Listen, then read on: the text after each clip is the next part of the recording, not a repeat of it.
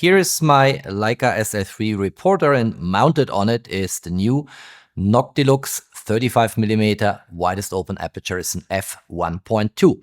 And I just looked into this lens, provided all specifications, posted the video, did some sample shootings, all of that. And what I want to try out in this particular video here is how the Elpro 52 for better close-up capabilities fits on this new Noctilux lens, what the image quality is, and how we can maybe transform a Noctilux 35mm into a fully fledged capable lens for close-ups and macro type shootings. Let's kick this off.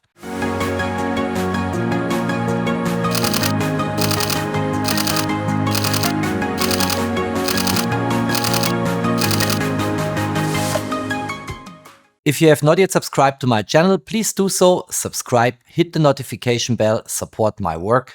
Many thanks for that. All right, so for this shooting, I was contemplating whether I should go for a simple test chart or some other subject. I decided for this mobile loudspeaker here.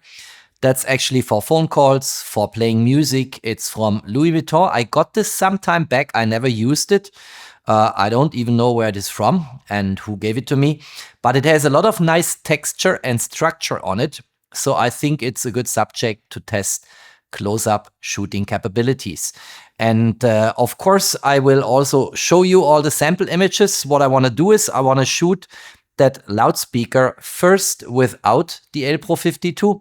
And then I want to mount the Elpro 52, and we'll see how much closer we can get to the subject and how much better we can set it in scene. You can think about this like product photography, and that provides some context of what we are doing here. Very likely I will need to do a manual focus bracketing and then focus stacking on my MacBook Pro, because if we shoot this lens widest open, the depth of field will be very shallow and will highly likely not capture all the structure on that loudspeaker. All right, so what I want to do is I want to shoot now my subject, and I will shoot first widest open at f1.2. We'll do a focus bracketing, so a series of shots where I consecutively turn a little bit the focus ring from the minimum focusing distance of 0.5 meter towards infinity. And then I stack the images together with Helicon Focus on my MacBook Pro. I'm shooting here in fully manual mode. Let me show you here quickly on the menu button. I'm on fully manual mode, 1/500 seconds. ISO is the base ISO of the sensor, 100. And I will work with raw files, of course. And in this way, hopefully catch some nice shots. If I magnify here, you see the blue color indicating from the focus peaking that I have focus at the beginning of the subject, so the closest point of the subject towards the camera and the sensor.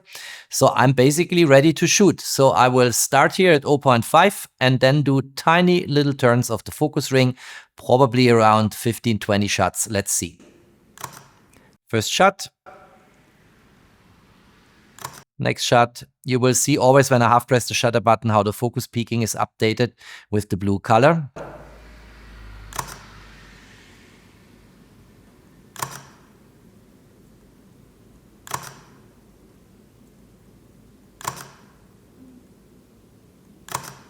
You see the blue color is going slowly towards the top of the subject here. It's now in the middle of the Louis Vuitton logo.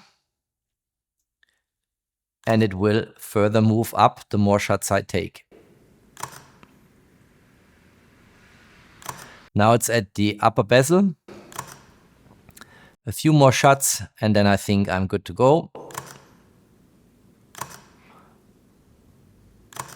Now you don't see any blue focus peaking color any longer on the subject, and there is no problem to go beyond because Helicon Focus will drop any frames where the software does not find any sharp elements in the frame. So no problem at all. I want to repeat the sequence and will shoot with a more stop-down aperture. I showed in my introductory video about the Noctilux 35mm. The sweet spot is kind of at an f5.6.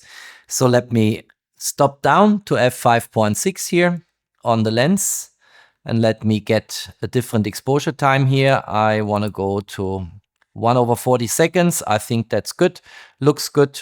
And now we can repeat. I go back to the minimum focusing distance. By the way, in my procedure, I ended somewhere from 0.5 up to 0.8, which is about the depth I need to cover on the subject here. So let's get the next series of shots done. What you see here in the focus peaking is at f5.6, of course.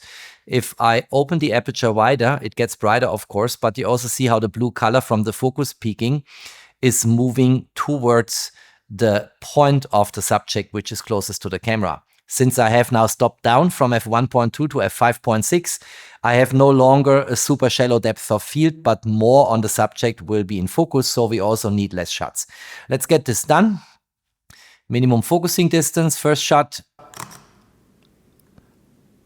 Moving a little bit, next shot. Moving and turning the focus ring a little bit, next shot.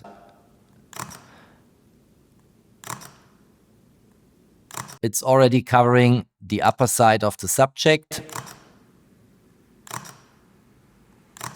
And now we don't see any blue color any longer, so we can stop here and can also have a look at this focus bracketing sequence and generate one stacked frame where everything of the subject will be sharp and in focus. Okay, I think we are ready to mount the Elpro 52. And I've posted a bunch of videos about this absolutely fabulous add-on lens from Leica.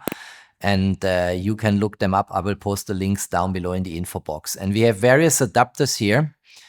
And this one, for instance, let me see where the marker is here. This is the correct adapter. It connects the E52 thread, which is the one from the Elpro 52, as its name is saying, to a 49mm filter thread here, E49. So we can screw this into the new Noctilux 35mm. Let's see. Always a bit difficult to do from behind the camera, but it will work. And here we go. I never screw it in too tightly. I want to get it out and not do any harm to the lens here. Then we have the Elpro 52. We get this out. And here you see it. Here's the product number, by the way, 14125. A couple of people asked me in comments where to buy this. It seems that since I posted these videos, most of these Elpro 52 are sold out. I think a lot of people found pleasure in these videos and what you can do with this add-on lens. Absolutely fabulous lens. Really good optical properties. Let's screw this in here. See how this works. Always difficult, but here we go. And now it sits. And look at that. It enhances the lens. It makes it a bit longer here. And now we should be able to get much closer to our subject, to that loudspeaker here in the background, and also get a much better magnification. So let's try this out. I will follow the same procedure as before when I was shooting without the Elpro 52. All right, so this is done. I'm now at the minimum focusing distance with the Elpro 52 mounted. And guess what? I just used a ruler to actually measure the minimum focusing distance by experimental trial and error, just moving the camera towards the subject and a little bit away from the subject. And the minimum focusing distance is pretty much exact 20 centimeter now. So we basically were able now to move the camera from a minimum focusing distance of 0.5 meter as close as 0.2 meter. And you see that the loudspeaker is now completely filling the frame here. And that is, of course, much more suitable for product photography, where you typically want to have a real close-up situation, macro situation. It's still not a one-on-one situation we have here, so 100% magnification, because that basically means that a subject which has the size of the sensor will exactly fill the frame. And of course, the loudspeaker is much bigger than the size of the sensor, the area of the sensor. So it's far away from a one-on-one magnification, but it's substantially better for close-up shootings than what we have without the Elpro 52. So I will do now my shooting sequence. I'm widest open. I provided here a bit more light by going in the shutter speed from 1/500 seconds to 1/400 seconds. And I will start the focus bracketing sequence now with tiny little turns of the focus ring, because here we have a much more shallow depth of field now, based on being much closer to the subject and the magnification coming from the Elpro 52. So let's do this.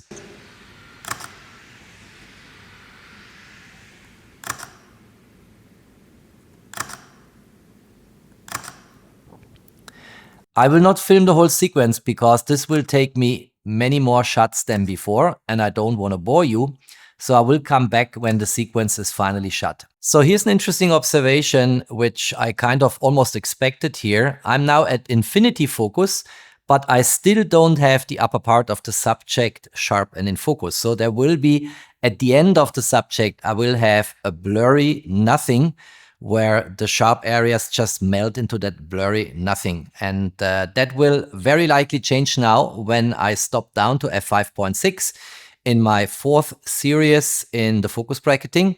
So we'll have a look at the sample images later, of course, in the video. So I turned the aperturing to f5.6. I'm back at the minimum focusing distance. I made exposure time much longer from 1/400 seconds to 1/30 seconds. And now I do my next series of shots. But you see already that a lot more of the subject is sharp and in focus. So if you really want to catch everything that's fitting into the frame, you need to stop down. Widest open f1.2 is too shallow when it comes to depth of field. And even if you go with the focus ring up to infinity, not everything will be sharp and in focus. So let's do this again.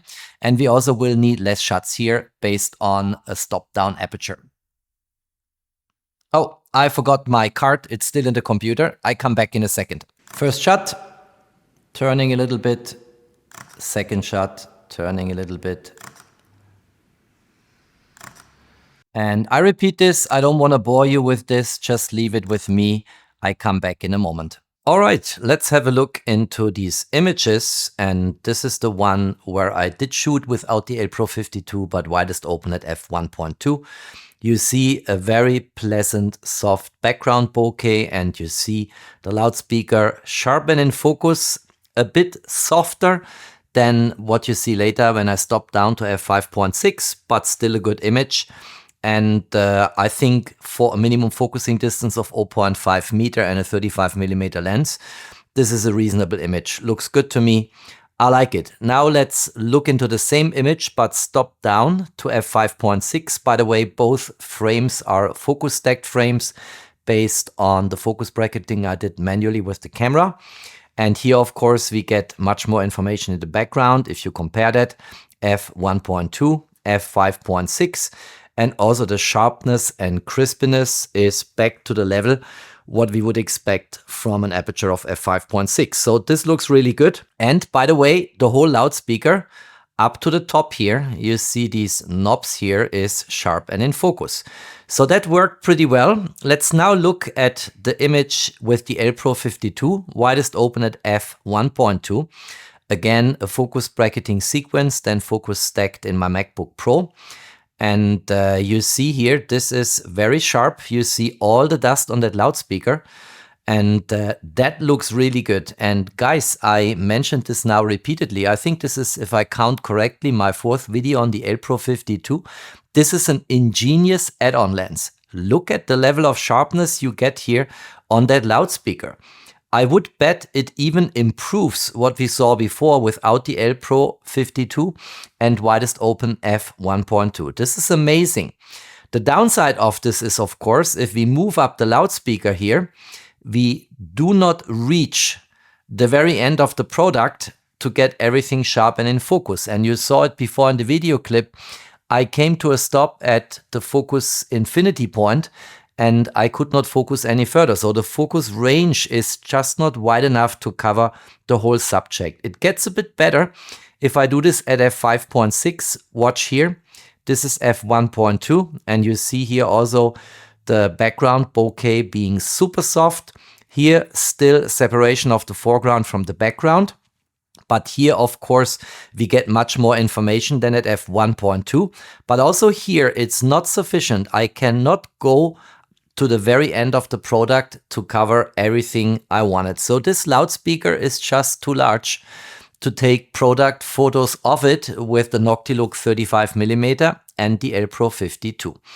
I can, of course, further stop down. And by the way, I did at an f11, but it's still not coming to the very end, the point which is most far away from the camera to get everything sharp and in focus. So I didn't include that image here.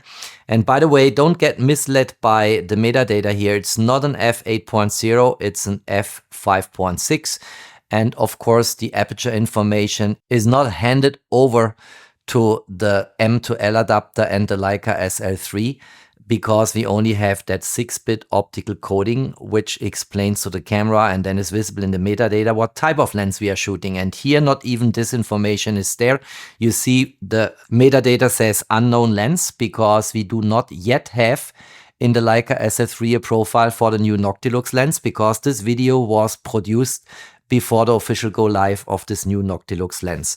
So what I also wanted to do is I wanted to shoot something smaller, and I was shooting images of this watch from Zenit. Zenit, in my opinion, is a heavily underrated brand, has a long history if you want to Google it, and this is a pretty nice watch. And I did shoot this here at an f2.8, and by chance this time the second guessing of the Leica SL3 was correct. It is actually really shot at an aperture of f2.8. And here I actually have enough coverage in terms of depth of field. You see, even to the end of the bracelet, at least almost. Here we have a transition from sharp area into blurry area, but the watch is nicely captured. And again here, we have a lot of dust on the watch. That's something I showed already in a previous video on the channel. So I used my post-processing module here. If I go into edit in, and then here to retouch for me dust, it actually got the watch cleaned up for me.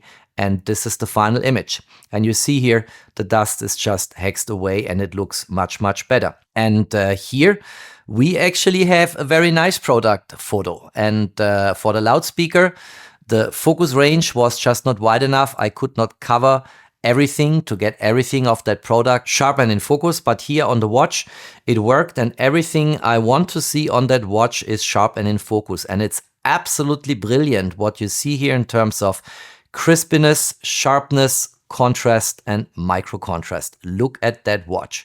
What a beauty. And how nice is that product photo of that watch?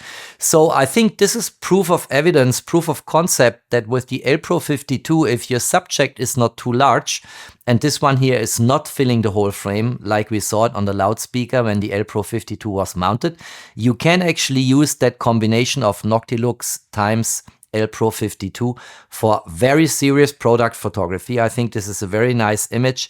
And everything that is captured here looks really, really good. So I think I accomplished what I wanted to show, namely the close-up capability enhancement by the Elpro 52 combined with the new Noctilux 35mm f1.2. And I hope you like that image in the same way as I like it. Drop me a comment what you think. Would you use this combination Noctilux plus Elpro for product photography if the product is not so large in terms of depth like we had it on the loudspeaker, where you cannot actually have the focus range, the possible focus range by turning the focus ring to get everything sharp and in focus? All right, that's all I wanted to say and show. I also showed you images of that watch here from Zenit. And that's an interesting watch because the chronograph is as precise as 1/100 seconds. And it's really a chronograph on steroids. Have a look and also try to listen.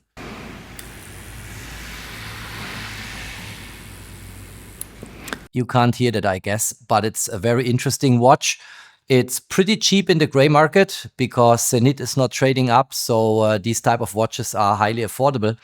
If you buy them secondhand, never buy them at an authorized dealer because you will never get your money back. But it is a nice watch to take a close-up shot of. And here I think the Elpro 52, again, as in all the other videos I posted, delivered.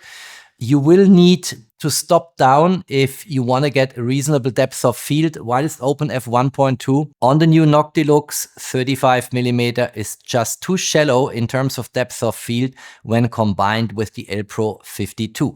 It requires some stopping down for really catching the majority of a subject or all of a subject, like here with the watch, sharp and in focus. If you liked that video, don't forget to drop me a thumbs up. Stay tuned on my channel. There's always more to come. Thanks for watching. Stay safe and healthy. And of course, peace out.